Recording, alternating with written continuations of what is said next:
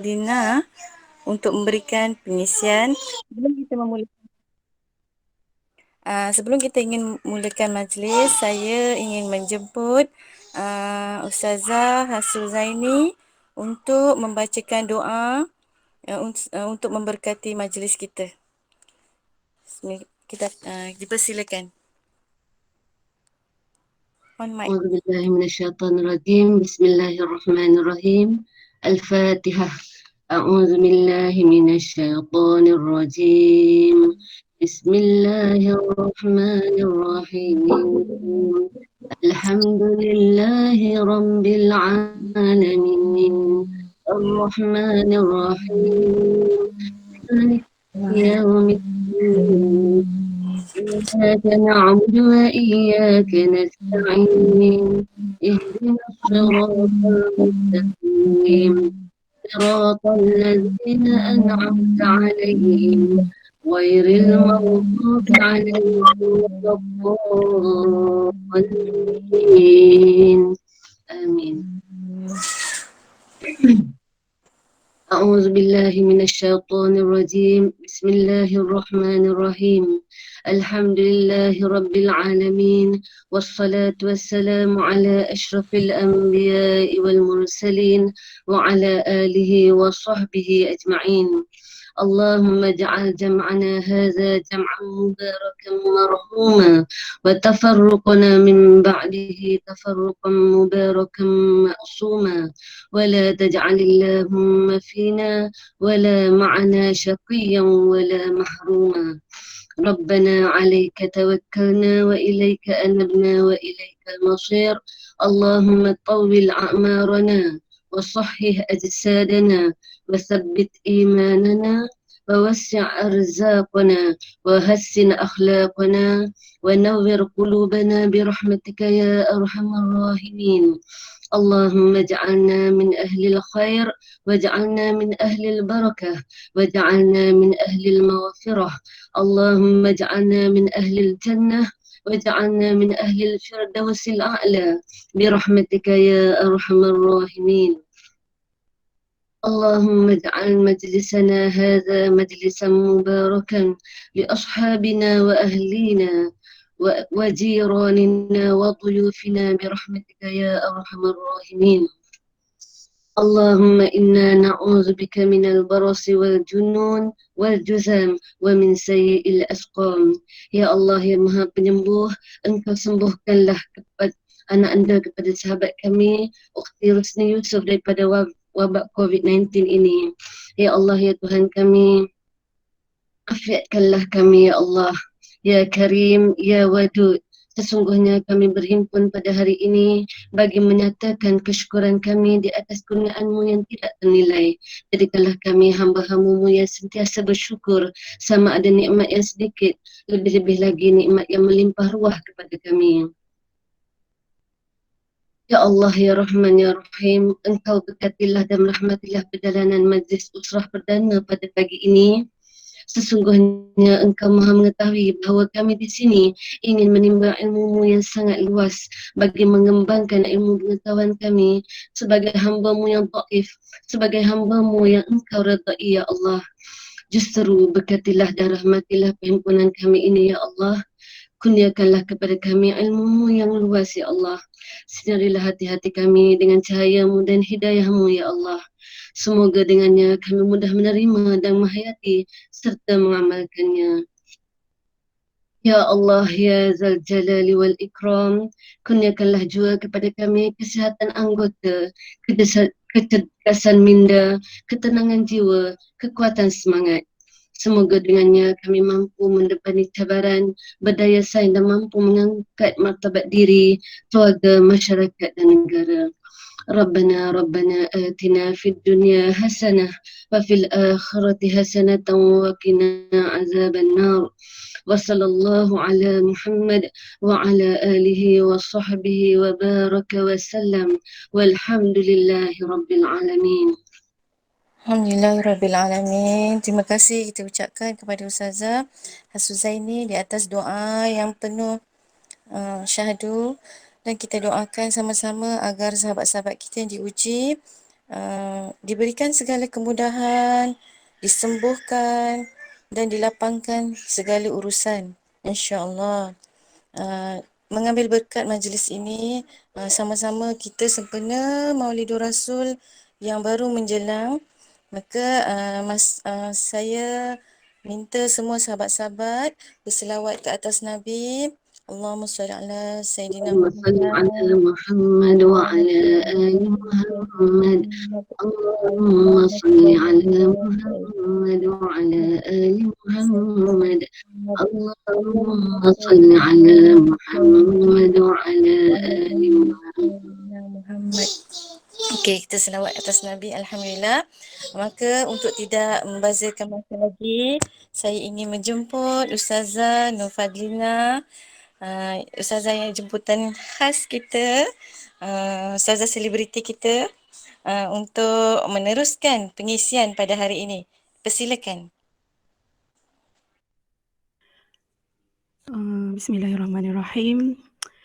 Terima kasih kepada saudari saya, juru acara majlis, dan juga terima kasih kepada Ukhti Hasrul Zaini di atas doa yang pada saya sangat menyentuh hatilah, sangat memberi kesan kepada kita, dan mudah-mudahan Allah Subhanahu Wa Taala memperkenankan doa kita tadi ya.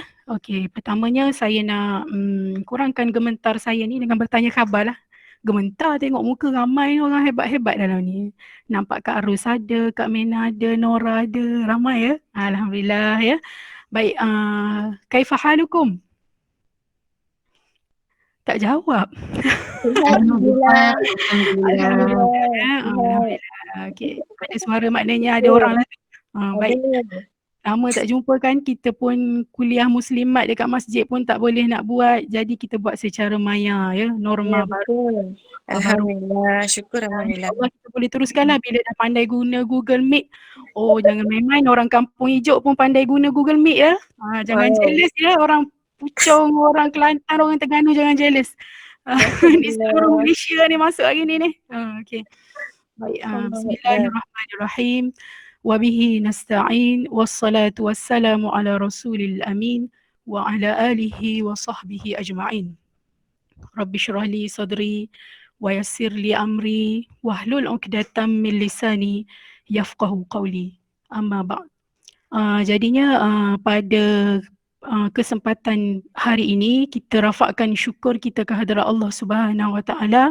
Dengan keizinan daripadanya lah juga gerak hati daripada Allah, kita dapat berkumpul, kita dapat berukhuwah, yang kita lama tak tengok wajah pun kita boleh tengok hari ini, walaupun secara maya, tapi kita boleh tengok gerak-geri dalam meet ni pun kita dah rasa hilang rindu kita kan. Jadinya hari ini saya tak nak buang masa dengan mukadimah yang panjang, kita terus kepada persoalan dan tajuk yang diberi kepada saya. Okey, tajuk yang diberi pada saya, tajuk haid dan permasalahan. Sebenarnya tajuk ni ramai lagi orang lain yang lebih layak untuk membicarakannya. Cuma saya pemudah cara sahaja ya, sebagai fasilitator, dan saya mengingatkan diri saya lah, seandainya ada kesalahan dan juga kesilapan fakta yang mungkin terjadi sepanjang perbentangan saya ini, saya mohon ampun daripada Allah Subhanahu Wa Taala, dan saya mohon juga sahabat-sahabat yang ada dalam meet kita pada hari ini perbetulkan. Ya, saya tahu di sana ada Ustazah Hasrul Zaini, Ustazah Ainur Mahfuzah, semua tu insya-Allah insya-Allah ya boleh membantu kita. Baik, kita teruskanlah ya, kita teruskan. Saya akan cuba beberapa slide. Ada orang nak tengok muka Kak Na. Nak tengok muka? Ini dah tunjuk muka ni comel ni. Gitu. Kena pin. Siapa yang tak ni kalau nak tengok, nak fokus kena pin yang Ustazah Fazlina ni. Betul. Nanti buat macam tu. Gitu. Ya, saya bahagian admin tu dia tahu macam mana cara. Baik. Kita teruskan ya.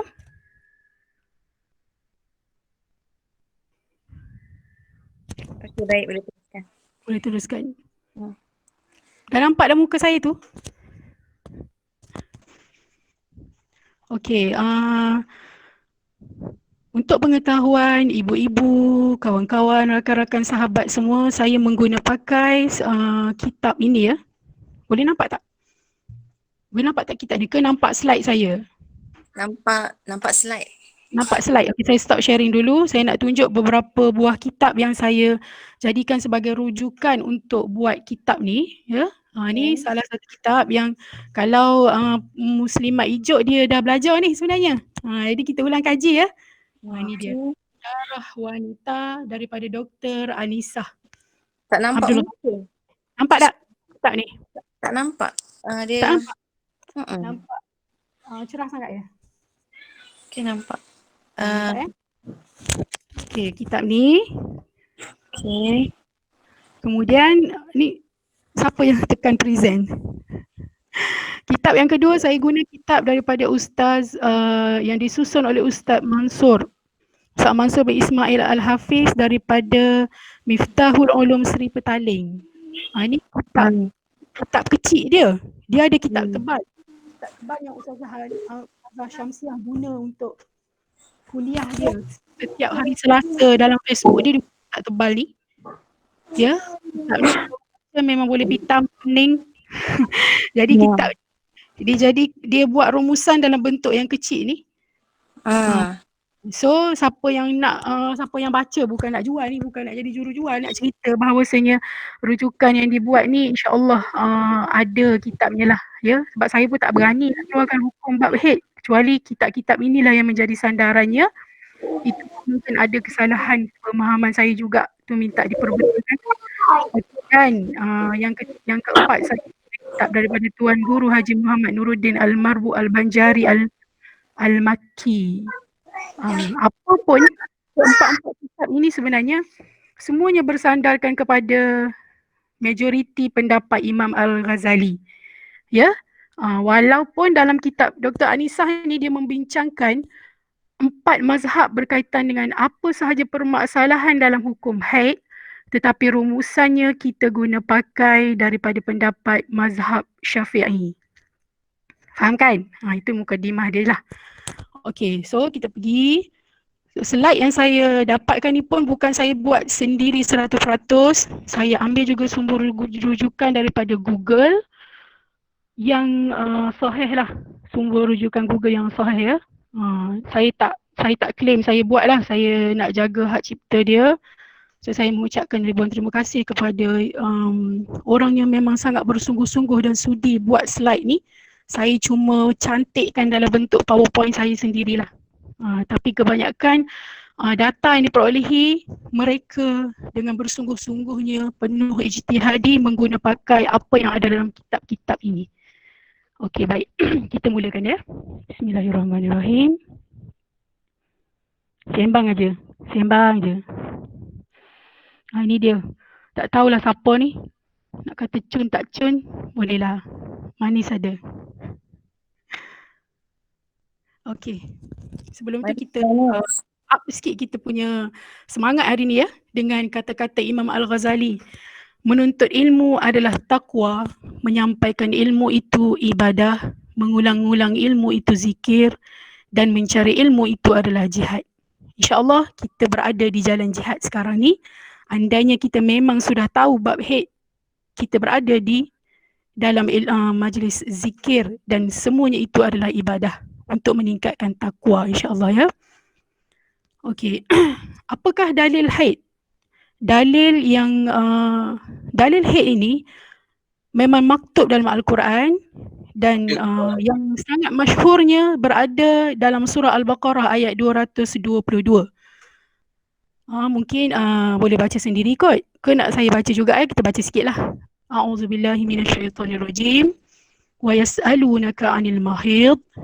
Qul huwa adza. Fa'tazilun nisaa fil mahid wa la taqrabuhunna hatta yathurna. Fa idza tatahharna fa'tuhunna min haitsu amarakumullah. Innallaha yuhibbut tawwabin wa yuhibbul mutatahhirin. Jelas dalam Al-Quran Allah kata, sekiranya ada yang bertanya padamu wahai Muhammad tentang haid, katakanlah kepada mereka bahawa haid itu adalah satu kotoran. Oleh kerana itu, hendaklah kamu menjauhkan diri daripada wanita pada waktu haid. Jangan kamu dekati mereka sebelum mereka suci, dan bila mereka telah suci, campurilah mereka mengikut ketetapan yang dibenarkan oleh Allah. Pasti Allah menyukai orang-orang yang bertaubat dan orang yang menyucikan diri.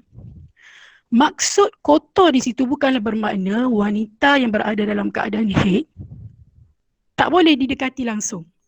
Yang dimaksudkan dengan kotor di situ adalah ain haid tu, yang masuk dalam kategori najis. Jadi yang dikatakan dengan menjauhkan diri daripada wanita haid bukanlah tak boleh duduk dekat dengan dia, bukan tak boleh pegang dia, bukan tak boleh cium dia. Kalau suamilah tak boleh, bukan.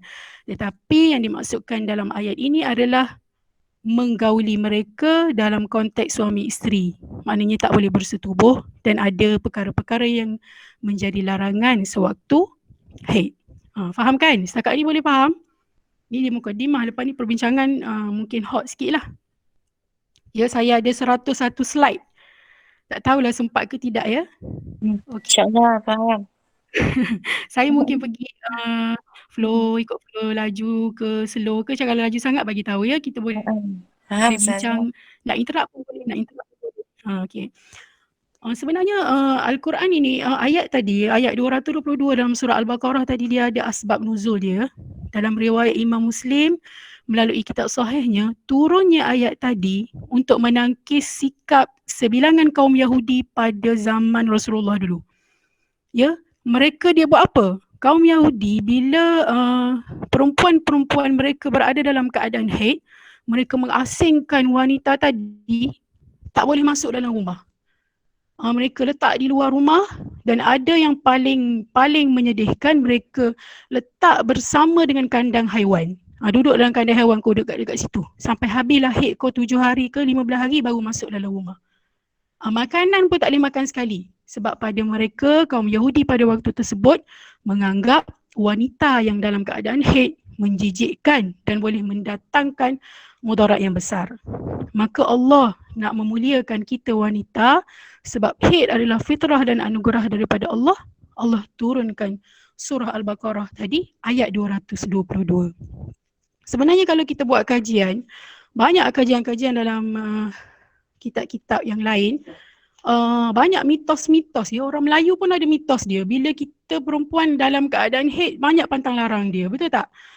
Pernah tok nenek kita lah, mungkin kita sampai sekarang pun pegang pada mitos tersebut. Orang perempuan dalam haid tak boleh buat tapai. Kalau tak, tapai tak jadi. Betul tak? Jawab le. Tak nak jawab. Malu nak menjawab ya? Betul. Betul. Yang mungkin masih lagi dipegang. Dan ada juga yang memang bila dia test tu memang betul tapai tu tak jadi. Kenapa pula? Wallahualam. Saya tak pernah pula buat tapai masa haid. Tak pernah. Sebab saya memang tak pandai buat tapai.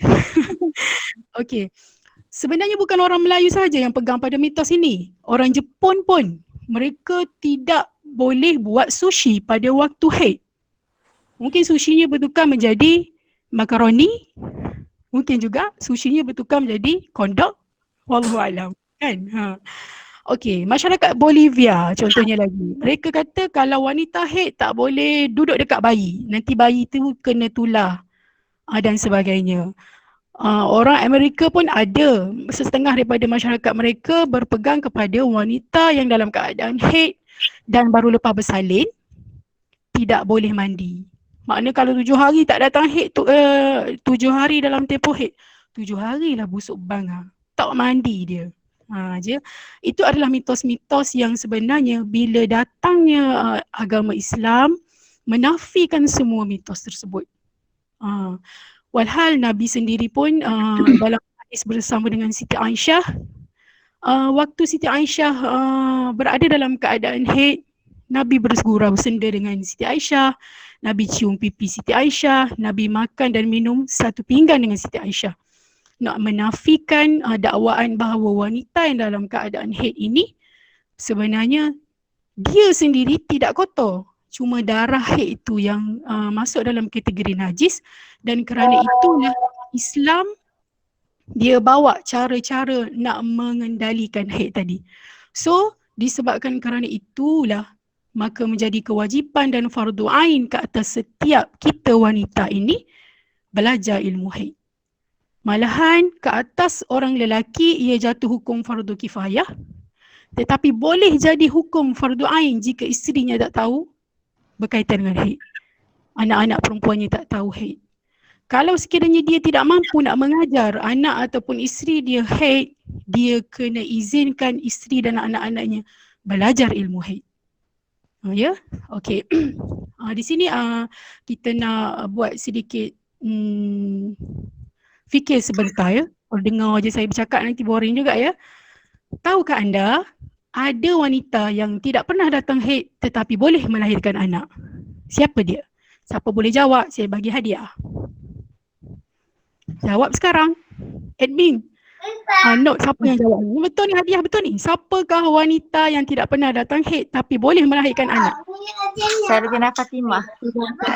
Azahra. Sarjana Fatimah. Siapa dulu? Boleh kontak admin ya. Mariam. Mariam. Tak. Sarjana Fatimah. Sayyidat Main taram. Mariam. Ada dua jawapan ni. Maria, Sayyidatina Fatimah Az-Zahra. Kontak admin ya. Seorang je saya nak dapat hadiah. Saya tak nampak muka saya kat sini. Okey, jawapan dia Sayyidatina Fatimah Az-Zahra. Sebab itu dia digelar Az-Zahra, yang suci daripada darah. Dan yang subhanallah paling hebatnya kuasa Allah ni, Sayyidatina Fatimah ni melahirkan anak 4 orang kalau ikutkan sejarah ya. Ada riwayat kata 6 orang, 2 orang, ada juga riwayat kata 4 kan. Yang terkenalnya Husain dan Hasan. Kan, Hasan Husain. Tapi sebenarnya ada lagi beberapa orang anak Sayyidatina Fatimah lahirkan. Cuma sejarahnya tidak masyhur. Walaupun beliau melahirkan anak beberapa kali, tidak pernah didatangi darah nifas. Hanya wiladah semata-mata. Yang keluar bersama dengan bayi tu. Maknanya kenapa hikmah dia? Sebab dia minta dengan Allah supaya dia nak beribadah sepanjang masa. Bukan calon-calon orang yang dapat lah. Tapi jangan ingat orang perempuan yang berada dalam keadaan haid tak boleh nak beribadah. Banyak cara lagi nak ibadah kan. Kita dalam kategori orang awam ni nak minta dengan Allah macam tu, ya mungkin Allah makbulkan dan mungkin juga ada yang tak dimakbulkan. Cubalah ya. Okey, soalan kedua. Ada haiwan yang datang haid. Boleh sebutkan kepada saya? Hadiahnya. Ada 7 haiwan yang datang haid. Orang utan, gorila kan? Orang utan. Gorila pun ke? Wah, aku tahu. Sedap lah. Orang utan, gorila kan? Wow, gorila pun Okey. Sebenarnya dalam kitab menurut almarhum Syihabuddin Ahmad Qasim, dalam kitab darah-darahnya, darah-darah haidnya, dia mengarang satu kitab ya. Dia kata ada 7 ekor haiwan yang didatangi haid dalam kitab ni ya. Anjing, boleh note lah kalau siapa-siapa yang ada pensel mungkin dekat depan dia ya. Anjing, cicak, arnab. Kan? Kalau kita tak belajar kita tak tahu ya.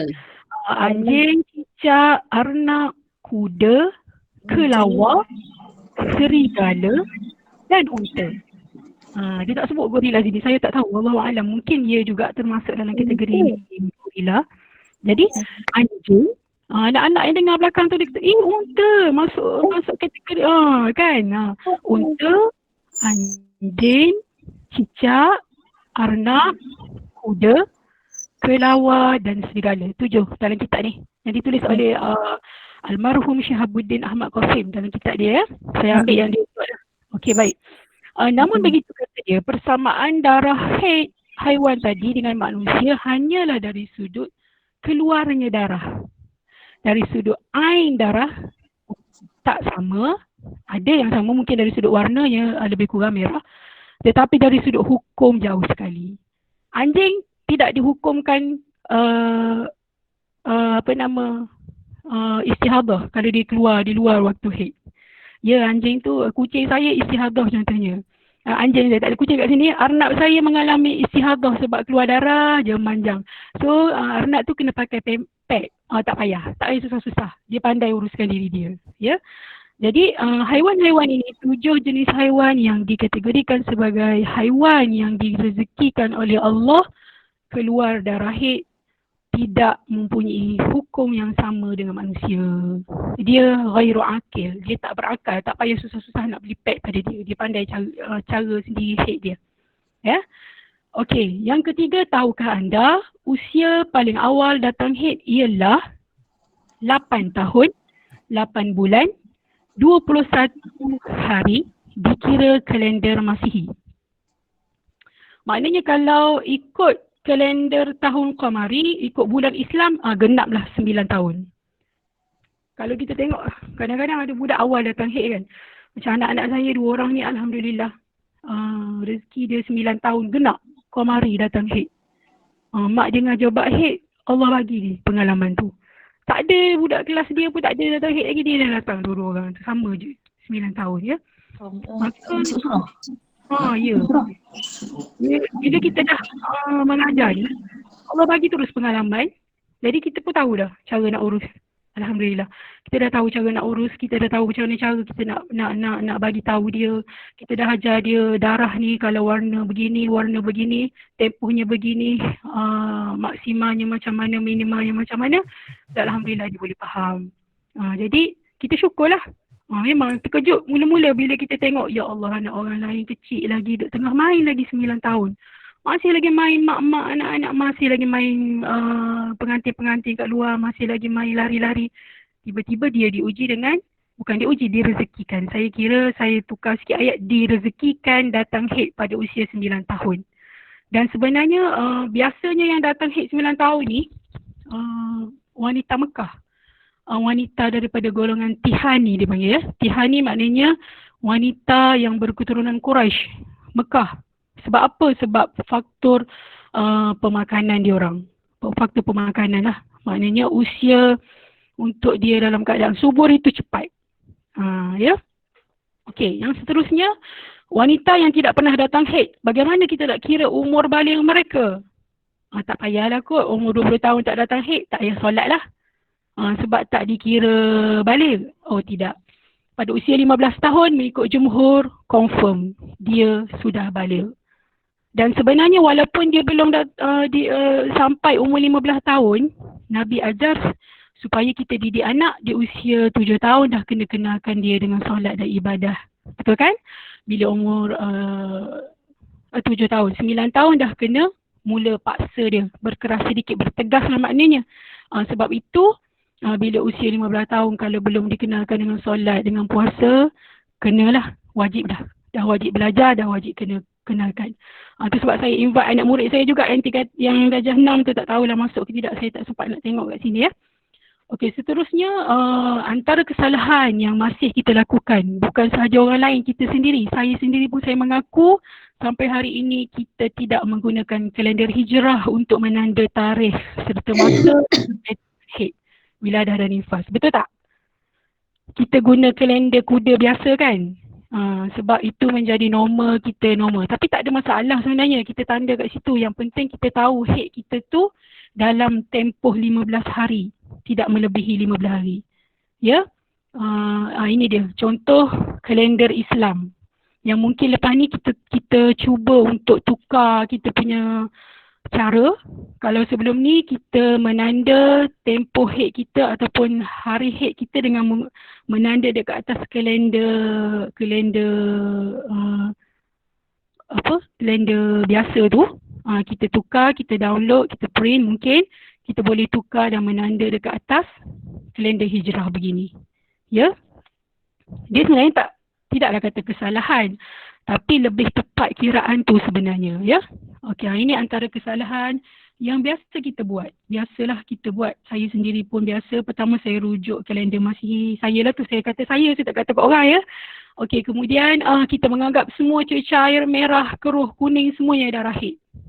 Kalau yang paling menyedihkan ada di antara kita yang memang tidak belajar dengan betul darah haid ni, dia rangkum aja bila dia kata maksima haid 15 hari, hari ke-16 baru dia mandi wajib. Sedangkan haid dia dah habis pada hari ke-7. Ia berlaku pada anak murid saya sendiri. Saya cerita ni benda pengalaman yang sebenar. Yes, bila kita tanya kenapa asyik tak nak solat. Yes, biasa setiap hari Jumaat kita buat solat hajat, kita buat baca Yasin kan. Ada seorang anak murid saya ni dia kata dia datang haid je. Minggu ni datang haid, minggu depan datang haid. 3 minggu berturut-turut haid.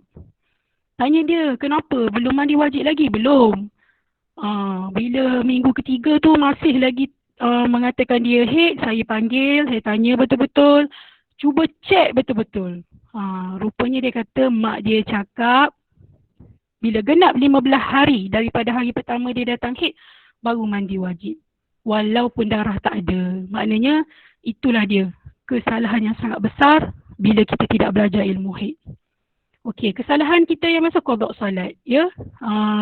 Ada orang contoh dia datang haid pada jam 2 petang. Sedangkan zuhur masuk pada pukul 1 suku. 1 suku hingga pukul 2, dia ada masa untuk menunaikan solat zuhur. Ni contoh ya. Dia datang haid pukul 2, dia kata datang haid ni, tak payah solat lah. Memanglah bila dia datang haid, dia tak boleh solat dah. Bila dia habis haid, contohnya pada hari ke-7 dia dah habis, dia mandi wajib, dia lupa dan dia tidak qada solat zuhur yang ditinggalkan sebelum dia datang haid pada jam 2.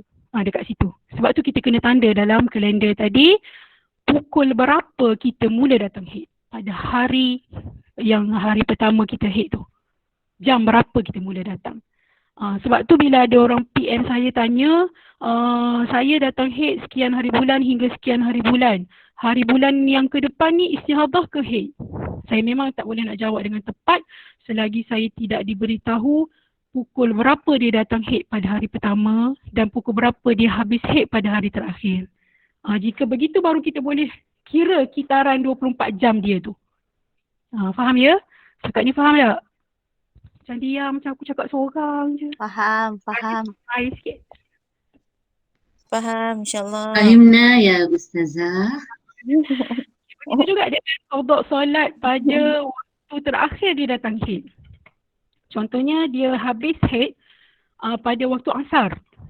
Contoh dia datang haid 1 hari bulan, 7 hari bulan, dia suci pada waktu asar. Dia pun mandi wajib, dia solat asar. Dia lupa nak qada waktu zuhur dia. Zuhur dengan asar, kalau dia habis haid, dia mandi wajib pada waktu asar, dia kena qada pada waktu zuhur.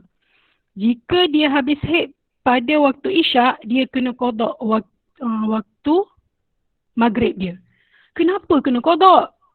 Itulah dia yang ditulis dalam kitab Imam Syafi'i ni. Kena buat-buat je lah, tak ada masalah. Ya, walaupun ada satu pendapat yang mengatakan bahawa sekiranya seorang perempuan itu dia jenis yang cakna pada haid dia.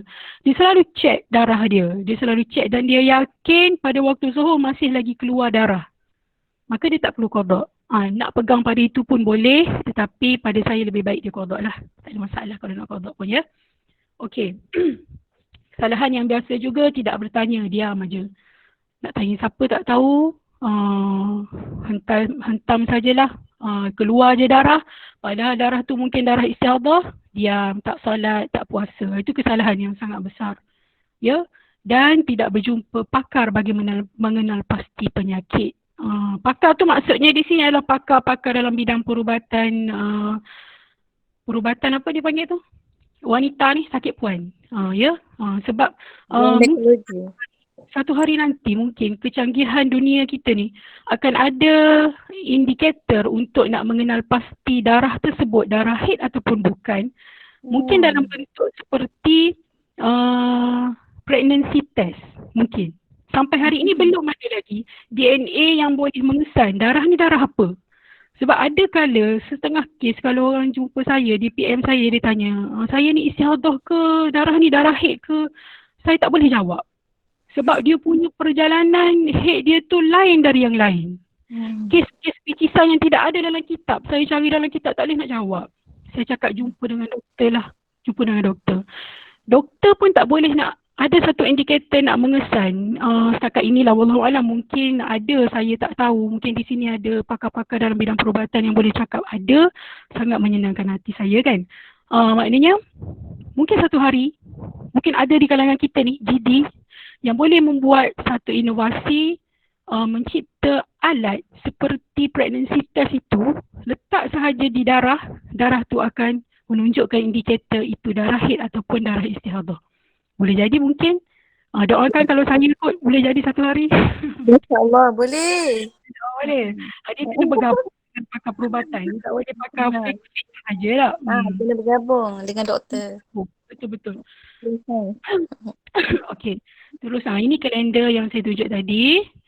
Okey, masih lagi dalam bab mungkin permulaan ya. Permulaan pun dia dah masuk isi dah sebenarnya. Kenapa wanita itu direzekikan haid kepada mereka? Ada setengah wanita yang mengeluh bila dia datang haid. Dia rasa macam haid itu satu perkara yang jijik. Dia rasa susah. Dia rasa saya nak ibadah sepanjang masa. Saya nak solat sepanjang masa. Kenapa datang haid? Dia mengeluh. Jangan begitu, duhai wanita-wanita solehah. Sebenarnya haid itu rezeki daripada Allah kepada kita. Orang lelaki ramai minta uzur. Anak jantan saya tu bila dia tengok kakak dia tak solat kan, dia budak. Dia pun tanya saya, Umi, abang bila nak uzur? Asyik kakak je uzur, seronoklah tak solat. Orang lelaki jealous dengan kita. Sebab gelak. setiap kali kita dalam keadaan haid bukanlah bermakna putusnya frekuensi kita dengan Allah. Tidak. Malahan banyak lagi ibadah lain yang kita boleh lakukan sewaktu dalam keadaan haid. Ya, orang wanita yang haid bulan Ramadan bila bangun menyempurnakan sahur dan berbuka puasa, seluruh pahala orang puasa pada waktu tersebut dalam rumah itu dapat pada dia jika dia ikhlas melaksanakan amanah. Padahal dia tak puasa. Orang perempuan haid yang berzikir, zikirnya tidak ditolak oleh Allah. Dia tak boleh baca Quran direct je. Dia boleh baca Quran yang mana dia dah hafaz tu boleh. Selawat pada Nabi dia boleh. Istighfar dia boleh.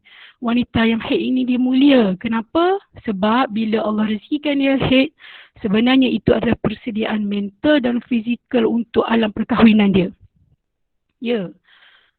Mungkin dia bersedia untuk melahirkan anak. Bila dia ada haid, maka kemampuan dia untuk mengandung dan melahirkan anak tinggi. Jadi daripada kecil Allah dah train. Contoh 9 tahun. Dia kahwin umur 20. Tengok berapa lama dia punya period untuk melahirkan seorang yang wanita yang matang dalam urusan-urusan rumah tangga. Kan? Yang kedua, nak membiasakan dia dengan banyak perkara jijik. Wanita yang berumah tangga, dia akan berdepan dengan perkara yang lebih jijik daripada haid. Nak kata jijik kat sini, maksud saya jijik ni bukanlah nak menganjingkan dia, tidak. Tapi sebab dia masuk dalam kategori benda yang keluar daripada tubuh badan, maka dia perlu disucikan. So dalam maksud dalam bahasa Melayu yang mudah, menjijikkan lah ya. Seperti air mani, najis anak, darah-darah lain seperti darah wiladah dan darah nifas. So bila dia dah terbiasa dengan darah haid, benda lain selain daripada haid bagi dia biasa. Okey, dia juga bertujuan untuk melatih wanita lebih rajin dalam soal kebersihan dan sebagai makanan janin dalam rahim wanita. Semua ini adalah apa yang rumusan daripada kitab I'anatun Nisa Risalatul Mahid dan banyak lagi kitab lain ya. Okey, kita pergi. Ini nak masuk isi lah ni. Kalau pukul berapa ya admin? 10.48 seisi. Pukul berapa kita nak berhenti? Kalau kita rasa penat sangat, kita boleh buat siri kedua kot. Tapi mungkin orang lain dalam bentang pula asyik saya je kan. Kau boleh teruskan ni admin? Diam je. 50 orang dah masuk ni ya. Boleh teruskan. Teruskan ya? Okey.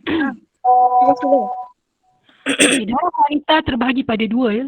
Satu yang masuk dalam kategori hadas besar. Dan yang kedua masuk dalam kategori hadas kecil. Hadas besar kita tahu haid, wiladah dan nifas. Yang masuk dalam kategori hadas kecil adalah istihadah. Dia darah juga, darah istihadah. yang menjadi banyak persoalan pada hari ini adalah apabila seorang wanita itu diuji dengan istihadah. Betul kan? Kalau saya sendiri pun Allah pernah bagi pengalaman pada saya istihadah.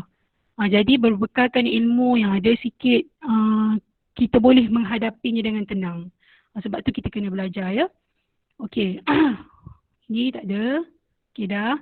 Okey, haid. Apa itu haid? Haid adalah darah yang mengalir keluar daripada kemaluan wanita.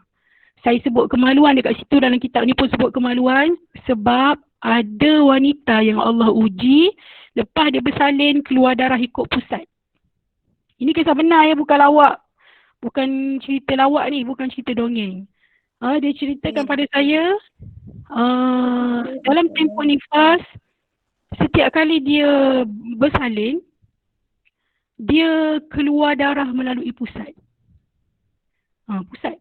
Tahu pusat? Tunjuk sikit pusat. Seorang tunjuk pusat. Masya Allah. Tak boleh. Panggil anak mana-mana hok yang tak pakai baju tu tunjuk pusat. Kok orang tak tahu pusat siapa mana kan? Dia diuji kan. Subhanallah, ada juga orang yang diuji begitu. Maka dia tanya pada saya, apa hukum darah yang keluar tu Ustazah? Saya memang tak solat lah. Sebab saya dalam pantang. Dia tak keluar darah ikut kemaluannya. Dia keluar ikut pusat. Saya terdiam. Saya istighfar, saya kata mana tak ada dalam kitab. Aku tak pernah jumpa dalam mana-mana kitab. Dalam tempoh wanita tu berada dalam keadaan, dalam tempoh pantang ni 40 hari. Pantang, tiba-tiba dia keluar darah wiladah dia keluar. Beberapa hari keluar darah nifas. Kemudian stop dalam tempoh 40 hari, keluar darah ikut pusat. Dia terus tak solat, dia kata sebab masih dalam pantang. Lepas tu sebab dia menganggap yang keluar ikut pusat itu sama dengan keluar ikut kemaluan. Jadi saya kata kalau ikutkan definisi darah haid adalah darah yang keluar dari kemaluan. So darah yang keluar ikut pusat itu tidak dikategorikan sebagai darah haid. So dia tanya macam mana Ustazah dengan solat saya, dengan puasa saya cakap qada lah. Mudah-mudahan Allah terima ibadah yang kita qada sebab kita tidak tahu. Menangis dia sebab dia tak tahu kan. Jadi maknanya pengalaman-pengalaman tadi bila orang tanya kita boleh jadikan sebagai satu sumber rujukan lah. Ya? Okey. Yang kedua, darah itu keluar dari dasar rahim secara semula jadi. Dia bukan daripada urat tepi kemaluan. Kalau darah istihadah, dia keluar daripada urat tepi kemaluan. Dan dia keluar ikut lubang kencing. Bukan lubang peranakan yang keluar bayi tu. Istilah saya tak berhenti nak sebut. Minta maaf kalau orang yang bahagian perubatan ya. Salah sebutkan malah orang claim. Lepas tu rekod pula ni. Lepas tu masuk dalam YouTube pula ni. Habislah. Masya Allah. Aduh. Itu insyaAllah. Sabar je dah. Okey, dia keluar daripada dasar rahim ya. Macam mana cikgu fizik, cikgu sains tahulah. Saya ustazah, saya tak tahu saya cakap bahasa fiqh ni. Nanti Kak tunjuk dia. Dia panggil endometrium. Dia kena tunjuk semua. Keluar pada masa tertentu. Dia bukan keluar sepanjang masa.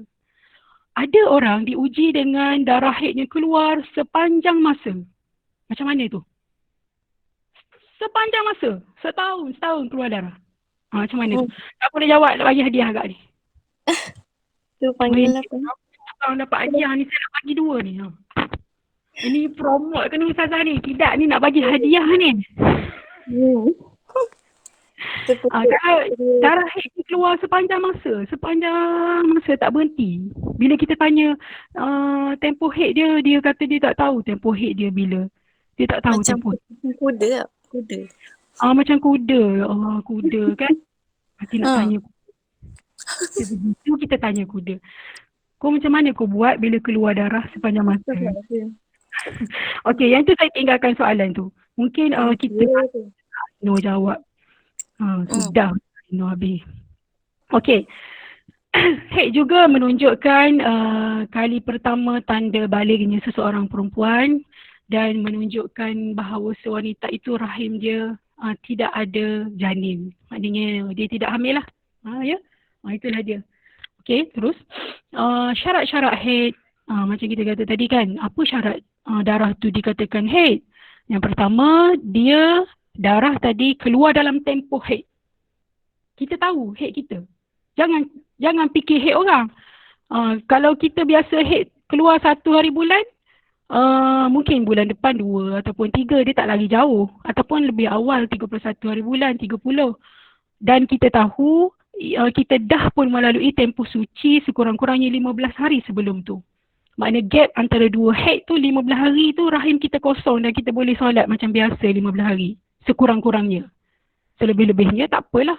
Ada orang tak datang haid selama setahun. Jadi tempoh suci dia setahun. Maka sekiranya genap setahun, tiba-tiba sehari selepas tahun tu dia keluar darah, itu darah haid lah tu.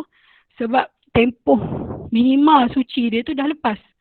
Okey, dan darah itu menepati ciri-ciri warna darah haid. Maka haid lah dia. Soalan lagi. Botol ketiga dah. Aku nak bagi hadiah, tak ada siapa nak. Botol ketiga.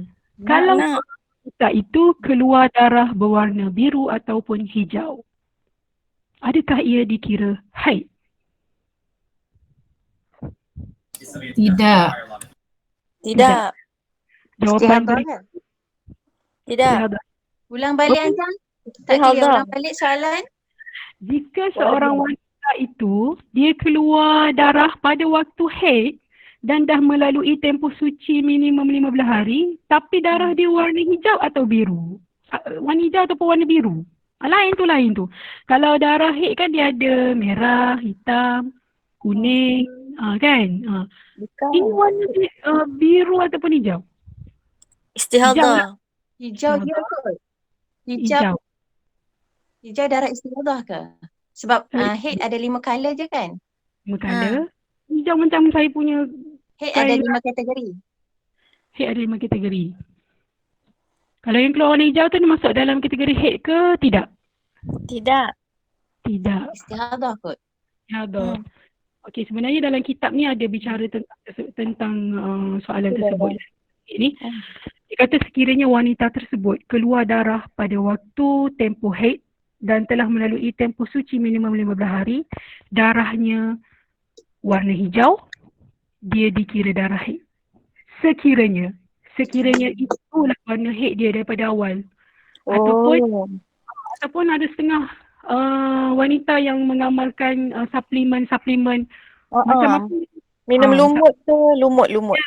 Ya, betul.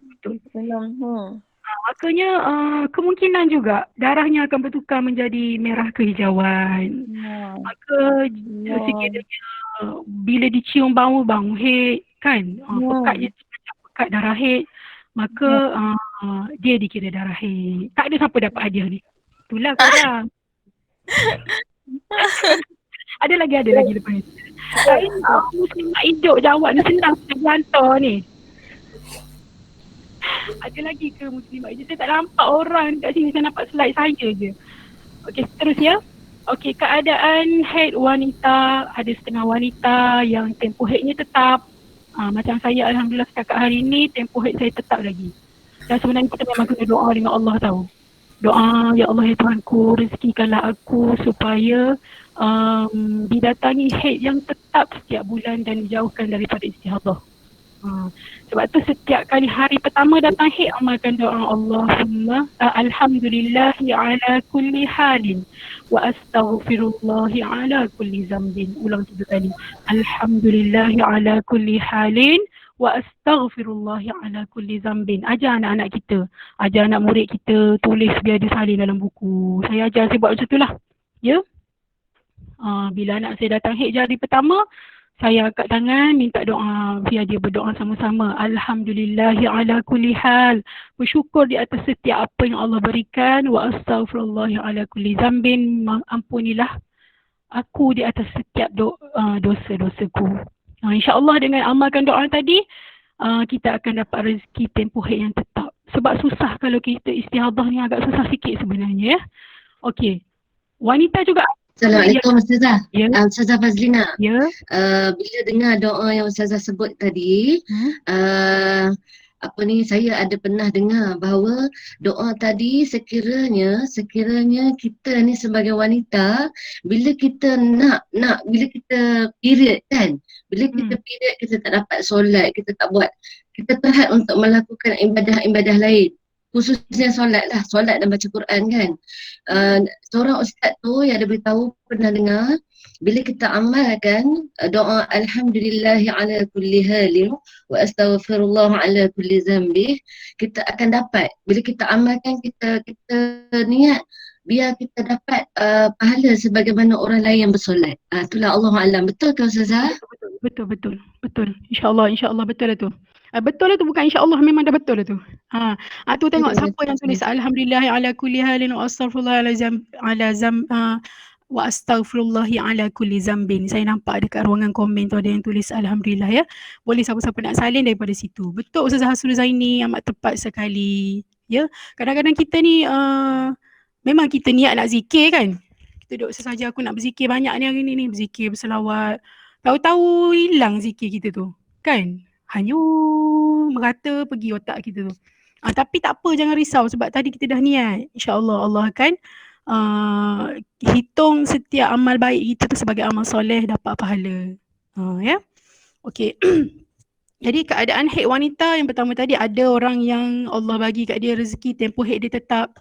Ada orang yang Allah bagi rezeki dia, semua rezeki ya, kita tak boleh nak cakap ujian pada saya itu rezeki lah. Ujian pun ya mungkin, dan rezeki jugalah, ujian pun rezeki kan. Haid keluar sikit-sikit, putus-putus. Ada orang yang Allah rezekikan dia haid secara berterusan melebihi 15 hari. Sebenarnya saya ni panas ni, saya nak pergi buka kipas sekejap. Ya, sekejap ya. Sila Ustazah, bagi Ustazah selesa. Saya punya TA sudah buka kipas untuk saya. Masya Allah. Tak buka rezeki Ustazah, rezeki. Buka lah ikut. Belum. Hilang makeup. Okey, ada orang yang Allah rezekikan secara berterusan haid dia 15 hari lebih. Rezeki juga tu. Bila 15 hari tu yang dia kena belajar banyak benda, masuk dalam kategori istihadah. Okey, banyak slide saya tentang istihadah je banyak kat sini ya. Nanti saya kalau sempat lah, saya tak tahu sampai pukul berapa ni kita ni. Dah masak tengah hari, nanti suami baling periuk kat kita kan. Gini, saya cadangkan korang telefon Food Panda lah. Food Panda sekarang. Grab food. Okey, syarat utama tempoh haid. Minimum 24 jam. Bila kita kata 24 jam, dalam setengah kitab dia sebut 1 hari 1 malam. Ya? Bukan 1001 malam macam cerita P.Ramlee, tapi dia 1 hari 1 malam tu bermakna 24 jam. Ada orang rezeki dia 24 jam dalam masa sehari. Ada orang datang haid tu putus-putus sikit sampai maksimal 15 hari, dikira baru cukup 24 jam. Andainya cukup 15 hari, dikira hanya baru 16 jam.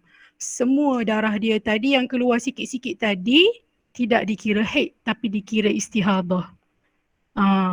Maka apa jadi pada solat dia, puasa dia pada waktu tersebut? Masya Allah, dia kena qada semuanya. Dia kena mujahadah lah, qada ya, qada semuanya. Kesian, sebab tu kena doa tadi tu, doa tu yang penting. Saya nak cerita pasal doa ni. Anak perempuan saya yang berusia 9 tahun tu, Allah rezekikan dia pada hari raya puasa hari tu datang haid di usia dia 9 tahun. Haid yang pertama dia 1 sampai 7 hari cantik.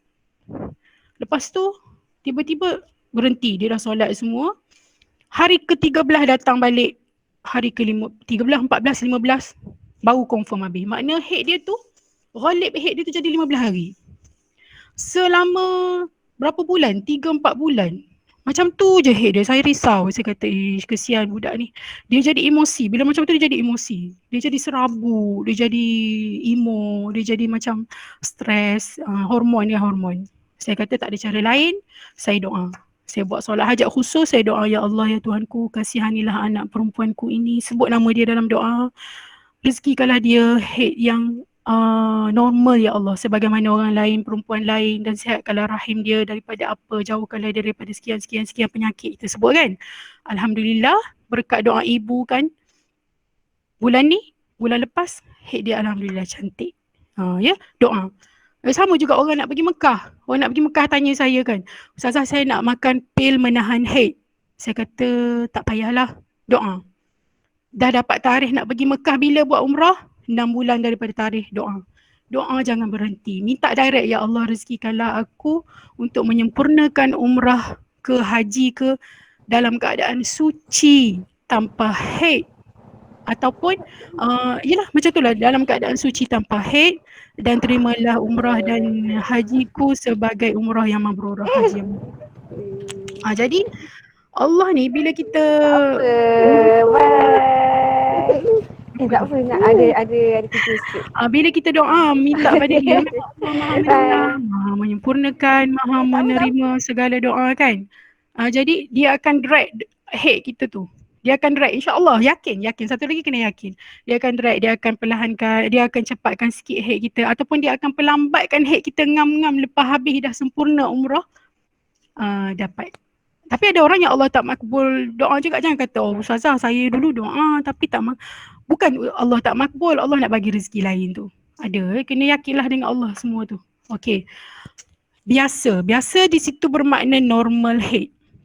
Normal head bagi mazhab Syafi'i. Bagi mazhab Syafi'i ya, kalau kita belajar mazhab lain banyak dia punya normal head tapi tak payah, tak sempat. 6 hingga 7 hari. Ada juga pendapat yang mengatakan kita nak tahu normal head kita berapa hari, kita tengok mak kita head dia berapa hari. Biasa kita akan mengikut hormon mak kita. Biasanya lah. Tapi kita tak boleh tengok head orang, kita tengok head kita lah. Ada orang bulan lepas 3 hari head dia. Lepas tu dia suci. Tiba-tiba bulan ni 5 hari head normal dia. Lepas tu bulan ketiga head dia 7 hari. Nak kira berapa tu? Nak kira yang mana satu? Hadiah berikutnya. Nak kira head yang mana normal head dia tu? Ke tak ada orang dah? Tak ada orang. 7 hari. Ya, dia kena kira head yang paling dekat lah. Ya, tempoh yang paling dekat lah. Yang biasa tu lalui. Biasa tu. Okey, maksima head 15 hari. Ni confirm semua orang tahulah. Gini dia.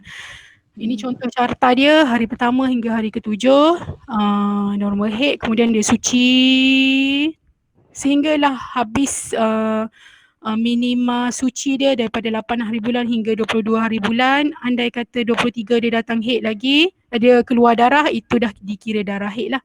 Tapi biasanya wanita yang mengalami head normal, dia akan go through sampai 1 hari bulan depan baru keluar head baru. Betul kan? Biasa macam tu lah. Ya. Okey. Terus head yang putus-putus dalam tempoh 15 hari atau kurang. Ini dia carta dia. Ada orang Allah bagi rezeki begini. 1 hingga 3 hari bulan tengok darah, warna darah dia tu. Warna darah dia merah, pekat, cantik kan?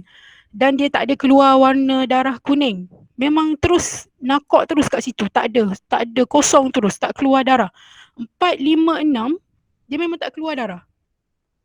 Dan kemungkinan orang yang memang jaga ibadah dia akan solat pada waktu tersebut. Dia mandi wajib, bila dia tengok tu dia pun mandi wajib. Dia pun solat, dia kata dah habis dah ni head dia ni. Kan? Biasa macam tu lah, bagus. Biasa macam tu. Sebab Lepas takut. dia takut, dia risau kan nanti apa jadi kalau ni macam mana kan. Kalau Jadi, datang waktu Ramadan biasa. Takut. biasanya macam tu. Dia akan puasa waktu tersebut. Ya, dia akan puasa 4, 5, 6 dia puasa. Tiba-tiba 7 hari bulan keluar lagi darah. Darah yang sama pula tu warna dengan sebab tu kita kena cam warna darah kita ya. Kita kena cam. Kita tahu darah kita. Kita jangan tunjuk kat suami, bang, darah kita ni hanya tengok darah kita colour dia. Colourful tak bang? Tak usah. Kau saja je kan. Ngada kau ni. Boleh tak nak share pun? Suami akak tak nak begitu. Malu aku nak tunjuk kat dia. Kalau anak perempuan memang ya. Saya suruh dia tunjuk kat saya. Mana tengok darah akak? Mana Umi nak tengok darah adik macam mana? Ini darah ni, jadi kita ajar kat dia. Darah adik begini, beginilah dia darah adik. Adik kena kenal darah adik begini. Ya, dia pun tahu ya. Darah akak pada hari pertama warnanya kehitaman. Tunjuk satu-satu kat dia. Dia pun kenal. Memang mula-mula dia rasa jijik, geli, mukanya berubah. Jangan, ini darah awak bukan darah orang. Awak tak boleh rasa jijik dengan darah awak. Awak kena tengok darah awak. Nanti awak tak kenal darah awak tu darah macam mana. Kan? Okey, 4, 5, 6 dia kosong. Waktu tersebut dia panggil dalam istilah fiqh naqaq. Saya tak nak guna istilah bahasa Arab sebab saya tahu mungkin ramai di kalangan kita yang tak akan faham, bukan tak akan faham, susah nak faham. So saya guna bahasa Melayu sepenuhnya ya. Dia ada istilah-istilah fake dia. Tak apa, tak dosa pun kita tak tahu sangat yang itu. Yang penting kita tahu nak kira hate kita ni. Tak faham nakok tu. Ya. Baik tak payah sebabnya susah nanti. Nak terang pun nanti kita kena ulang-ulang. Tak payah ya. Okey, 7, 8 nampak terang sikit darah dia. Faham tak? Nampak tak dalam slide korang? Ya? Nampak. Masa tu dikira hate. Tu nampak 9 macam pekat sangat. pekat kan? 9, 10, kosong. Darah tak bertukar tu. 11 dia macam dah macam nak landing, Cair. macam dah sedikit cair. Tapi tiba-tiba 12, 13, 14 terus putus terus, tak ada. Setengah orang dia soft landing, dia akan keluar darahnya warna pink, kemudian kuning, and then lastly dia akan keluar putih macam cairan macam tu kan. Ada orang yang begitu, ada orang yang memang stop terus. Betul. So dikira macam mana? Semua 11 hari dia hate sebab dia belum lebih langgar border maksimum hate. Macam tu ya. Jadi macam mana dengan solat dia? Dia solat 4, 5, 6, 9, 10 tu dia solat. Tak apa, Allah ada, kita serah pada Allah. Puasa dia, kalau waktu tersebut dia berpuasa, dia tetap kena ganti juga. Puasa dia tak jadi. Puasa dia tak kira. Tak apa, puasa tak ada masalah. Korang kan tengah diet, puasa je lah. Masya Allah. Masya Allah. Okey, cara penentuan hate yang kita kata ikut tempoh jam tadi. Korang sampai hati tak buat kan air cappuccino? Ustazah kemai minum air masak kosong je. Ustazah diet. Diet lah sangat Okey ya. Cara dia kita nak kira darah kita tu lebih 24 jam ke tak. Ini dia. Kena pesan dekat diri sendiri. Kena ada lepas ni kalender hijri tadi tu. Tulis hari pertama datang hate 1 hari bulan. Pukul berapa sampai pukul berapa dikira dihitung 8 jam. Tulis kat situ 8 jam besar. Tapi kalau hate kita tu memang jenis flu keluar. Dah 3 kali aku tukar pad hari ni, nak kira jam apa laginya. Sibuk je Ustazah suruh orang tulis jam. Tak ingat dah kami. Tak payah. Ni orang nak cerita kalau keluar darah putus-putus. So kalau memang jenis kita hate kita memang keluar darah. Beli hak yang dah 3 in 1 pasal pad yang 2 tu dapat murah dah tu. Pergi beli pula time Tesco buat 11 hari bulan 11 20 beli kod Lazada betul satu kotak dia punya pad tu kan. Overnight wing pula tu. Overnight wing 28 36 cm tu. 36. 36. Pakar tu tempek lagi satu hak yang biasa tu pula. Oh itu pun bocor lagi. Anak murid tanya Ustazah benda apa kat belakang tu? Rupanya darah keluar. Tu kau tak payah tulis 8 jam ke 2 jam, tak payah. Confirm dah tu darah tu memang banyak kan. Jadi hak ni kita nak cerita orang yang darahnya terputus-putus. Sikit-sikit kalau kita satu pad pun tak habis, tak tukar-tukar sehari. Maka dia kena tanda. Kenapa tujuan dia nak tanda? Dia nak kira cukup ke tidak 24 jam sepanjang darahnya keluar sikit-sikit tadi. Kenapa dia nak kira? Sebab andainya dia darah tu keluar sikit-sikit melebihi border 15 hari, dia nak kena qada solat dia. Waktu ni bila dah nampak darah tu keluar sikit-sikit, angkat tangan doa pada Allah. Ya Allah, jauhkanlah aku daripada istihadah. Sesungguhnya aku tak mampu nak melalui ni. Mengadulah mengaku saya pun tak mampu nak melaluinya. Istihadah ni payah. Ya, hukum istihadah ni payah tau. Kalau orang perempuan yang istihadahnya berpanjangan, dia bersama dengan suami pun tak boleh. Kena sign lah, suruh suami kahwin lain. Kau kena carilah siapa-siapa. Jadi madu, kesian suami. Ini cakap betul ya, tak main-main, na'udzubillah. Okey, terus. Cara penentuan haid, kira ikut tempoh jam. 6 jam. Ada orang yang datang haid, contoh ni lagi ya. Yang tadi dia lebih daripada 24 jam kan. Walaupun dia datang haid perlahan-perlahan, sikit-sikit. Hari pertama 8 jam, hari kedua 6, lepas tu dia berhenti 3 hari, kemudian dia datang lagi 2 hari, dia berhenti. Stop. Dah suci. So dikira-kira 38 jam. Maka semua waktu tersebut dikira sebagai waktu haid. Jadi kalau dia solat pada waktu putih tu, waktu yang bertanda putih hari ke-4, 5, 6 tu solat dia tak sah, tapi dia tak wajib qada. Kalau dia puasa, puasa dia tak sah tapi dia wajib qada. Tengok Allah sayang dekat orang perempuan. Allah tak paksa pun kita qada solat kan, sebab Allah tahu tak mampu kita. Tak mampu, sungguh. Nak qada semua 5, darat dengan 3, 15, darat lagi dengan 2, tambah lagi, Masya Allah. Tak buat kerja lain lah kita, kerja duduk qada solat. Sayang Allah dengan kita kan. Okey, terus ini kiraan yang tidak mencukupi 24 jam. Yang bila keluar darah sikit-sikit, ditanda hari pertama banyak tu, hari kedua banyak tu, habis hari yang kedua, 4, 6, 7 hari dah ni. Lepas tu hari ke-8 suci, dia tengok dalam kalender yang dia tanda tu 19 jam je. Maka semua tempoh tadi dikira istihadah. Hukum dia wajib beribadah pada waktu ini kalau dia tahu itu darah istihadah. Biasa orang yang biasa kena istihadah dia tahu tu darah istihadah, sebab darah istihadah ain dia cerah, cair, merah cair macam tu, bau dia tak teruk macam, tak kuat macam darah haid. Dia tahu istihadah. Maka bila dia yakin dan dia tahu itu adalah istihadah, dia memang kena solat dan beribadat ikut cara orang yang diuji dengan istihadah tadi tu. Okey, solat dan puasa dia sah, jika dia tinggal dia kena qada. Okey ni minimum suci 15 hari. Yang dikatakan minimum suci 15 hari. Macam mana kita nak kira minimum suci kita? Tadi kita cerita pasal haid kan? Boleh teruskan ke ni? Ke ada yang ada kerja? Ke kita nak stop kat sini? Terus Kak Nah. Terus kami rasa baru je ni ha. Terus. Boleh. Kita orang senyap sebab kita orang fokus. Dengar je. Fokus. Aku je tak ada Sendiri. Teruskan. takut boring tidur ya. Okey, tengok saya terus je. Tengok ya, kitaran haid pada hari ke-7 dia stop. Direct hari ke-15. Nak kira ni tempoh suci. Yang dikatakan suci tu antara haid pertama dengan haid kedua, dia punya gap tu dia kena wajib 15 hari suci. Tiba-tiba pada hari ke-17 keluar darah pink. Sampai hari ke-21. Semua darah yang 17, 21 tu adalah istihadah.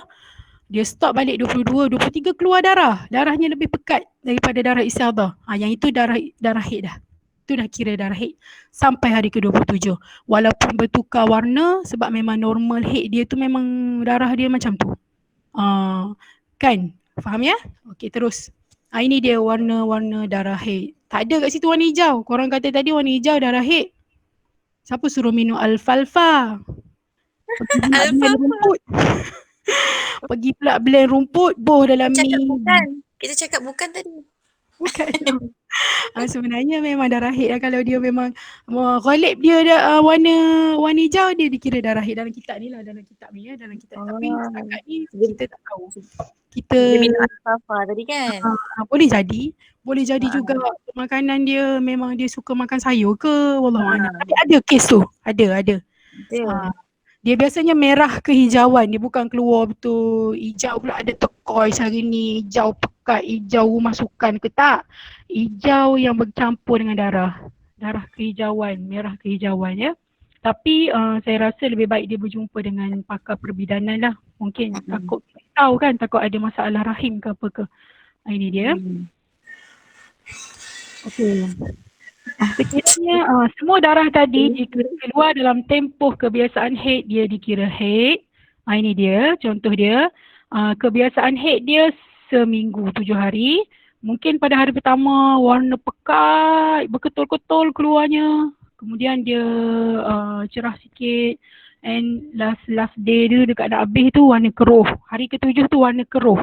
Pink-pink, calik-calik je dekat spender dia, dekat dia punya pad kan. Tiba-tiba hari ke-10, ini soalan cepu mas. Hari 10 keluar warna kuning macam nombor 6. Haid ke istihadah? Nombor 6 tu. Masih lagi haid. Masih lagi haid ya. Hari ke-11 dia keluar warna kuning. Pada hari ke-8 dia dah keluar cecair putih. Hari ke-8 dia dah keluar cecair putih, dia pun mandi. Ataupun hari ke-7 dia dah keluar cecair putih dah. Dah confirm dah suci. Dia pun mandi. Tiba-tiba hari ke-10 keluar yang colour kuning macam nombor 6 tu. Hari ke-10 ni, hari ke-10. Masih lagi tak suci. Masih lagi tak suci pula. Tak bersih. Okey, ada jawapan lain? Masih dikira haid. Masih dikira haid. Ada lagi jawapan lain? Masih haid. Masih haid. Wah, hebat. Tu mesti muslimat hijau tu. YB. Saya memang bangga dengan rakyat jelata saya. Masya Allah. Sebenarnya ya, kalau keluar selepas suci dan keluar dah confirm dah keluar cecair putih pada hari ke-7 ataupun ke-8, keluar balik warna kuning-kuning pada waktu maksimal lagi tu. Kan? 8 ke 15, itu bukan dikira haid. Itu dikira saki-baki, daki-daki, faraj. Ataupun ada dalam kitab sebut sebagai istihabah juga. Kenapa? Sebab dia dah bertukar warna tu dah bertukar 360 darjah. Sebab tu haid tadi kita kena kenal warna haid kita. Kecuali darah dia sampai hari ke-7 sama je macam tadi, macam slide yang tadi saya tunjuk tadi. Tiba-tiba dia berhenti, tak ada keluar warna, tak ada bertukar. Masih dalam tempoh 15 hari, keluar darah yang berwarna kekuningan, itu darah haid. Faham tak? Faham ke tak? Macam mana semula? Semula lah. Dia begini. Dalam kes ini, hari ke-7, dia dah keluar cecair putih lah tu sebab tu dia mandi kan. Nampak tak dia mandi dengan shower tu? Okay. Orang lelaki gambar tu. Tak ada pula tocang kepala dia. Dia mandi kat situ kan. Bermakna dia dah keluar cecair putih. Antara cara-cara kita nak cam darah kita dah habis, keluar cecair putih kan. Okey, tiba-tiba pada hari ke-11 dia keluar balik cecair berwarna kuning macam nombor 6. Sebenarnya itu bukan darah haid. Sebab apa? Dalam kes ini darah dia sudah bertukar 360 darjah. Tetapi seandainya daripada hari pertama sehingga hari ke-7 darah dia kok sama lebih kurang merah belaka.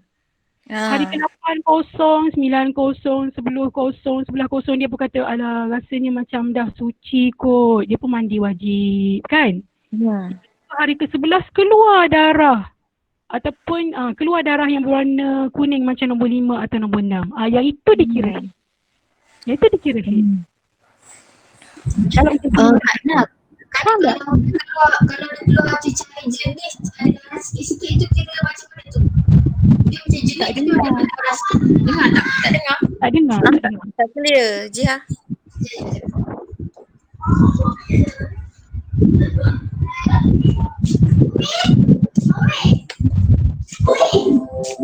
Dengar tak? Okay. Dengar tak? Dengar. Dengar. Kalau dia keluar macam cecair jernih ada darah sikit-sikit, yang tu kira macam mana? Kita kategori pink ke macam mana? Itu dikira warna macam nombor 7 lah tu. Nombor Kan? 7 lah. Warna nombor 7. Selagi tak keluar yang putih betul macam keputihan tu, jangan mandi dulu. Tunggu dalam 15-10 minit dulu. Kita confirm. Kita kena selalu check lah sebenarnya. Orang perempuan yang belajar ilmu haid ni biasa dia akan berhati-hati. Sekejap-sekejap dia pergi check dengan kapas kan. Masukkan kapas, sekejap-sekejap dia pergi check dengan kapas. Tu bagus lah tu. Kita berhati-hati kan. Ada orang dia tak peduli. Dia buat tak tahu sampai habis hari ke-15 baru dia pun kata ni lah hari ke-15 kot boleh mandi. Tak boleh. Kita memang kena jadi orang perempuan yang berhati-hati sebab ibadah kita tu. Solat kita nak ganti tak mampu. Tak ada siapa yang mampu nak ganti kan. Jadi isu tadi tu kalau keluar pada hari ke-11 contohnya cecair kuning yang macam nombor 6 sebenarnya dia bukan keluar daripada rahim. Dia keluar ikut laluan istihabah. Ini dalam kitab. Okey. Sebab dia dah bertukar warna 360 darjah. Kecuali dia tak ada keluar lagi warna tu, dia tak ada perubahan warna macam ni. Dia flow merah je semua. Siapa tanya kat saya soalan yang itu? Dia cakap dia macam tu lah. Lepas tu saya kata menurut kitab ini masih lagi darah haid sebab darahnya belum bertukar warna. Step darah tu tak tukar. So dia masih lagi dalam tempoh 15 hari keluar warna kuning pada hari ke-12 contohnya, itu dikira haid. Itulah pentingnya kita tanda dekat kalender warna darah, tarikh dan masa dia datang. Lepas ni mungkin kita boleh try jadi orang lebih berhati-hati lah. Ya. Saya lah tu. Saya ingat. Ada tak? Ya Kak Rusni. Tapi rasanya boleh jelaskan pasal yang akhir suci tu, yang hadis tu yang jumpa Saidina Fatimah ke? Macam mana kita bawa kapas kan? Betul. Itu bila kita dah bawa kapas tu, maknanya dah putih tu, maknanya itulah tanda kita suci kan? Betul. Itulah tanda kita suci. Kita dah check dengan kapas, putih jernih macam keputihan kita baru lepas cycling ke, kita berpeluh kan, kita pun tengok dekat seluar dalam kita ada cecair putih, macam tu lah lebih kurang. Ya. Right. Okay. Rasa kita penat kan, kita keluar air mazi tu dia panggil kan, macam tu lah lebih kurang. Jelas yang ni ya? Okay. Maknanya kata kesimpulannya memang kita kena kenal lah darah kita tu. Kita je yang tahu. Kalau nak tanya, kenapa saya dikira haid juga? Kenapa ni? Kenapa Ustazah? Tak, saya tak tahu sebab itu darah awak, bukan darah saya. Saya senang jawab macam tu lah. Awak yang lebih kenal warna darah awak yang tahu bila awak bau, awak yang tahu bau darah haid awak. Jadi, saya serahkan pada keyakinan awak. Ya? Macam tu. Okey, ya ada soalan? Nak tanya, apa tu yang tadi selagi tak ada keluar yang putih tu memang kira haid lah maknanya. Itu bagi setengah-setengah orangnya begitu. Ada setengah orang dia terus stop terus, tak keluar lendir, tak apa. Dia pun yakin dah memang aku ni ghalib haid aku 7 hari. Maka dia pun mandi. Sampailah habis 15 hari memang dah tak keluar darah. Sebab dia tahu pesen tubuh badan dia. Tapi mungkin satu masa dia diuji juga yang datang haid, mungkin disebabkan kerana hormon dia berubah ataupun dia makan pil perancang ataupun pada waktu tersebut dia stres buat tesis sambung PhD ke, kan, nak exam ke. Ya, semua tu faktor. Kalau anak saya yang duduk asrama tu, mula-mula dia masuk asrama, Masya Allah, haid dia memang kacau. Rupanya dia stres dengan masa tu. Memang normal benda-benda gitu. Jadi kita kena tahulah, kita kena alert dengan warna darah, kita kena alert dengan masa, kita kena alert dengan bau darah haid kita tu. Ya. Kalau saya salah mungkin ada orang boleh perbetulkan. Ini saya merujuk pada kitab-kitab lah, nak kata satu patut betul saya tak berani juga ya. Sebab kajian tentang haid ini dia perlu dikaji sentiasa. Sebab tu Imam Syafi'i ada setengah fatwa dia berkaitan dengan haid berubah. Masih duduk Baghdad lain hukum dia. Masih duduk dekat dekat tempat lain. Sebab dia tengok uruf dan adat masyarakat tu lain. Macam kes tadi lah kan. Kenapa boleh keluar darah nifas ikut pusat? Kan? Macam mana pula hukum dia kalau begini. Ada setengah kes tu kita tak pernah dengar pun. Tak ada dalam kitab. Jadi kajian ini dibuat secara berterusan. Tak boleh terus. 3 minit lagi. 3 minit lagi? Okey. Cara menyucikan darah haid ni tahulah, semua orang tahu ya, keruh kuning haid. Banyak sebenarnya slide ni, terlalu banyak. Okey, saya nak pilih yang apa? Yang penting-penting lah ya. Itu dia semua tadi berkaitan dengan haid dan ada sikit-sikit saya dah masuk dengan istihadah. Ini lebih daripada 15 hari semua tahu, kurang daripada 9 tahun kamari. Siri kedua je. Boleh buat siri kedua, jangan laju. Boleh buat siri 2 lah, kita buat siri 2 juga tu. Kita berhenti di Buat mana? siri 2. Saja sampai sini, sambung nanti kita buat siri 2. Boleh usul. InsyaAllah. Dia kena bayar mahal sikit. Kalau siri kedua ni saya ambil sejam 15 dinar. Subhanallah. Boleh tak pakai ya, saya guna emas dinar yang Hong Kong tu. Saya tak pakai. Kita bagi unta lah Ustazah, unta. Muntah datang haid, saya tak larat nak beli pampers kat dia. Saya rasakan kita tak boleh pergi laju. Saya dah cakap kan, haid tak boleh pergi Betul. laju. Dia banyak Setuju sangat tu. persoalan sebenarnya. Haid ni. Rasanya tinggal Baru slide dua minit ke-26. dulu. Boleh kita buka sesi soal jawab dulu sementara yang sampai yang faham ni. Saya kira kita berhenti penerangan setakat ini sebab memang banyak nak pergi laju, sayang juga ya. Betul. Sebab ni hukum. Dia hukum, tak boleh. Betul lah tu. Ustazah Aina pun cakap macam tu, tak boleh. Bab fik tak boleh belajar sehari. Orang kaji kita ada setahun. Kita nak belajar sejam. Masya Allah. Nampak sangat kita malas kan. Saya lah tu. Malas nak bentang kat orang. Sebab selalu ikut kelas yang haid ni, bila dah hujung-hujung mesti akan laju macam ni. Ya ke? Bila dia akan laju, sayang kalau kita tak dengar. Ya betul. Tu siapa bercakap tu? Ya Allah, suara sayang suara. Labuan tu Ustazah. Labuan Allah, rindu sungguh suara tu. Saya rasa kita nak tengok muka tu. Stop sharing. Jadi ada sikit kedua ke? Tak tahulah. Bergantung pada admin lah. Masya Allah, siapa komen tu? Ilmu terbaik. Masya Allah, saya tak tahulah siapa yang komen tu. Mana Usu punya Usu nak tengok muka. Rindu lah ni. Tak apa, nanti last nanti tengok muka. Pani Usu sambung lah. Slide seterusnya Usu sambung Oh jangan. InsyaAllah. Boleh semua. Ada soalan tak? Ada soalan nak tanya? Soalan kita boleh bincang. Okay, bersama-sama kita hari ini ada saudara yang bukan Islam juga ya, yang join ceramah hari ini. Ustazah ada soalan? Okay.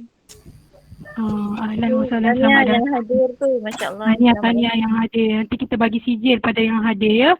Jangan lupa tuntut hadiah. Siapa yang dapat 3 orang hadiah? Yus, kau jadi ninja kenapa kat situ? Siapa yang dapat hadiah tadi tuntut hadiah? Bagi alamat saya hantar. Ustazah Fazlina, tu ada soalan daripada Mumtaz yang tahu. Ustazah nak tanya. Kalau haid tu, bacain pengerusi majlis. Ustazah nak tanya, kalau haid hari 1 hingga 7 tak berubah warna, lepas tu hari ke-13 hingga 17 datang haid semula, warna merah, consider darah haid atau tidak? 1 hingga 7 tak berubah warna. Ini saya jawab secara umum ya, sebab saya tak tahu pukul berapa dia datang, pukul berapa dia habis. Seandainya dikira 1 hingga 7 itu genap 24 jam dan warna tak berubah, consider dia haid lah. And then dia stop hari ke-13. Saya kena tengok jam dia. Kemungkinan hari ke-17 tu masih lagi dalam tempoh haid tau. Sebab mungkin 1 hari bulan tu dia datang dah dekat nak subuh. So bila dia kira-kira 1 hingga 17 tu 15 hari. Kan? Seandainya dia hitung balik, dia kira balik darah haid dia tu daripada 1 hari bulan sampai ke 17 hari bulan tu genap ikut kiraan jam 15 hari, kesemua 15 hari tu adalah haid. Tetapi sekiranya sudah lebih. Ni tadi bab istihadah kita tak sempat masuk kan? Dia ada ni, soalan ni ada dalam slide saya. Katakan dikira hari ke-17 tu sudah lebih 15 hari, maka haid dia 1 hingga 7 je. 13 sampai 17 semua istihadah. Macam tu. Sebab dia kena tengok normal haid dia. Normal haid dia sebelum tu, bulan sebelum tu berapa hari. Sebab apa? Sebab hari ke-15, 16 tu dah bersambung. Keluar darahnya bersambung. Jadi bila bersambung, dikira darah istihadah. Ya, dia cantik kalau kita tengok slide. Nanti slide bagi soalan ni berada di slide yang keberapa tak tahulah. Kat bawah-bawah tu. Sebab kita belum masuk bab istihadah kan, tadi baru bab haid kan. Jadi nak jawab secara umumnya saya cakap 1 hingga 17 itu haid. 13 hingga 17 kemungkinan dia istihadah. Sebab saya tak tahu jam berapa dia datang, jam berapa dia habis. Sekiranya genap 15 hari sebelum 17, 13 hingga 17 itu istihadah. Sekiranya 1 hingga 17 itu dikira-kira ikut jam, memang betul-betul 15 hari, kesemuanya haid. Faham tak? Pening tu ni. Dia kena tulis kan? Dia tanya haid tak teratur sebab dia makan ubat. Yang soalan tadi haid tidak teratur sebab makan ubat. Mungkin. Ya. Dia makan ubat pun mungkin boleh menyebabkan haid tak teratur, dan makan ubat juga tidak bolehlah kita jadikan sebagai alasan untuk kita tidak solat pada waktu istihadah. Contohnya, ni bukan nak kata kat siapa, tapi memang hukum dia begitulah kan. Kalau kita makan ubat, kita kata saya tak solat lah sebab saya tak buat ibadah lah sebab saya makan ubat. Contohnya kan, saya makan ubat jadi darah haid saya tu tak teratur, biarlah saya kira semua haid lah. Macam tu kan? Tak. Kita mungkin sebab kita makan ubat, jadi hormon kita berubah, maka haid kita pun jadi kacau. So, itulah lebih-lebih lagi kita kena tahu macam mana nak kira haid kita dan nak kenal darah haid kita tu. Itulah. Wallahu'alam. Mungkin ada jawapan daripada kawan-kawan yang lain lah. Okay, baik Ustazah. Okay, ada soalan lagi? Faham? Ada lagi soalan lain? Itu kadang-kadang cecair air mazi itu warna kuning. Situasi ini selepas mandi wajib. Puteri Resensi buku tanya. Tanya ke bagi tahu ya? Bagi tahu maklum kot ni ya. Ya, boleh jadi betul begitu. Air mazi keluar bila? Air mazi keluar sewaktu syahwat sedang memuncak kan. Maknanya kata mungkin kita dah haid lama, kita pun bersama dengan suami, kita mandi wajib. Jadi air mazi yang keluar daripada kemaluan tu jadi kuning. Jadi kita confuse, dia bercampur dengan darah haid ke macam mana. So masa tu kita kena tengok lah sama ada kita mandi tadi confirm dah, kita yakin yang keluar cecair putih ataupun masih lagi ada pink-pink. Tak sabar kan, dah lama tak bersama suami.